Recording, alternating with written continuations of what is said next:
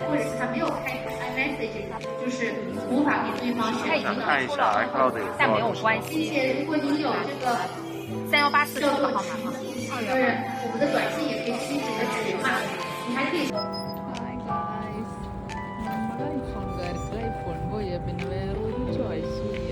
IPhone തന്നെ വാങ്ങിക്കണം, എന്ത് ചെയ്യും? അപ്പം അങ്ങനെ 17 വാങ്ങിച്ചു. നമ്മൾ 17-നും 16-ആയിട്ട് വലിയ ഡിഫറൻസ് ഒന്നുമില്ല. കുറച്ച് ഈ ഒരു പുതിയ ഫ്യൂച്ചർ ഇപ്പം നമ്മൾ കാണുന്നില്ലേ, ഡ്യുവൽ ക്യാമറ. വ്ളോഗേഴ്സിനൊക്കെ ഭയങ്കര നല്ലതാണ്. അങ്ങനെ എല്ലാവർക്കും സീനറിയൊക്കെ കാണിച്ചു കൊടുത്തിട്ട് സംസാരിച്ച് നടക്കാം.